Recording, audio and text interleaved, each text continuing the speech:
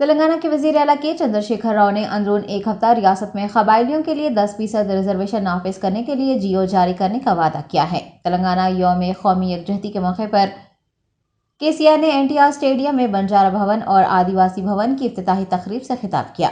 उन्होंने कहा कि रियासती हुकूमत कबायलियों की बहबूद के लिए पुरअज़्म है। असम्बली में कबायलियों को 10% रिजर्वेशन देने की करारदाद मंजूर की गई है और उसे मरकज को रवाना किए हुए 7 साल गुजर चुके हैं, ताहम मरकज ने उसे मंजूर नहीं किया है।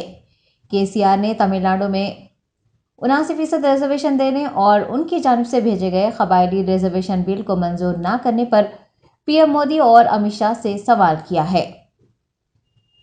केसीआर ने वजीर आजम से इन बिलों को मंजूर करने की गुजारिश की है। बीजेपी की नफरत फैलाने वाली सियासत को उन्होंने अपने खिताब के दौरान सख्त तनकीद का निशाना बनाते हुए कहा कि गुज़िश्ता 8 सालों में एक भी अच्छा काम नहीं किया गया। टीआरएस सरबराह ने कबायलियों के लिए रिजर्वेशन के लिए जियो जारी करने के साथ साथ दलित बंधु स्कीम की तर्ज पर कबायली बंधु देने की भी बात कही है।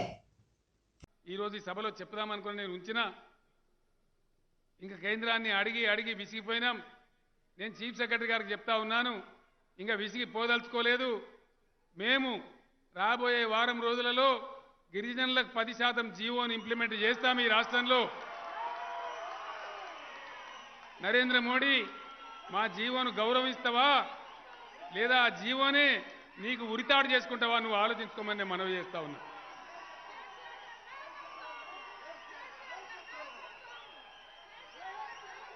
ఇంకా మేము విసిగిపోయినాం, వేసారిపోయినాం, ఇంకా వేచి చూడలేం। కాబట్టి వారం రోజులలో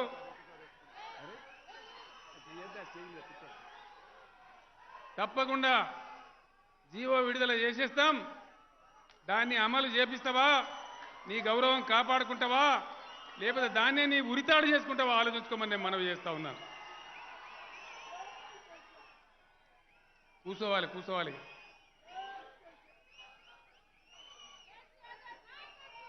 ఎండ బాగా కొడతా ఉంది। నేను ఎక్కువ మిమ్మల్ని ఇబ్బంది కూడా పెట్టను, ఎందుకంటే సగం మంది ఇంకా సభకు చేరుకోనలేదు, ఇంకా బస్సులలో ఉన్నారు। ట్రాఫిక్ ఎక్కువైపోయి బస్సులు మంది ఎక్కువ వచ్చిండ్రు, ఎక్కువ కూడా నేను మిమ్మల్ని ఇబ్బంది పెట్టను। నేను ఒక్కటే మాట మీతోని కోరుతా ఉన్నా, ఇట్లా ఎన్నో సమస్యలు ఈ దేశంలో విపరీతమైన భగవంతుడు ఇచ్చిన ప్రకృతి సంపద ఉన్నది।